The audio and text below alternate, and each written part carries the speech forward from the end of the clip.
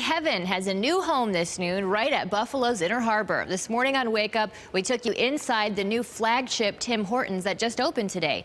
It's taken a lot to get to this point, though. In August 2012, the city named HARBORcenter Development the preferred developer for the Webster block. Construction started in February of 2013. In July, Marriott International won the contract to run the hotel. And then in January, we learned the 716 Sports Bar would be part of it.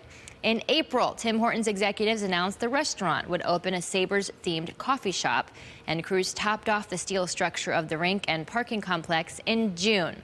A lot of steps there. And our News 4's Nalina Shapiro was at HARBORcenter showing us the new Timmy's all morning. She's back here in the studio now. Hi, Nalina. Hi, Teresa. Tomorrow morning on Wake Up, as you know, I'll be back live at the HARBORcenter taking you on a tour of the new 716 Sports Bar and Restaurant. And I'll also give you a sneak peek at those two ice rinks before this week's first tournaments on the weekend. This morning, this historic journey all started with a famous cup of coffee.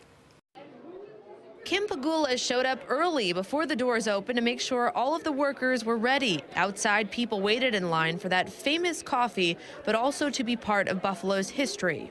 When you woke up this morning, what did it feel like? Well, it felt like Christmas morning. We were all talking to each other how crazy we were, getting up, looking at the clock. So we're happy to be here, and we can't wait to have some coffee because we could use some right now.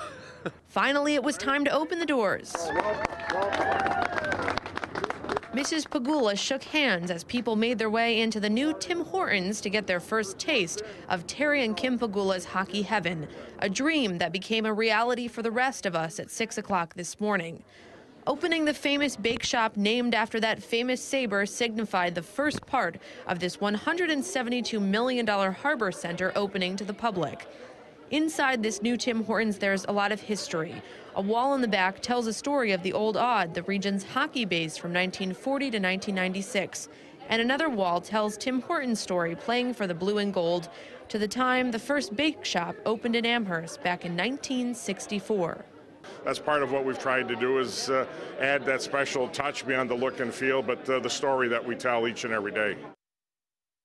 And in just a few hours, this statue here that's wrapped up right now will be unveiled and dedicated to Tim Horton.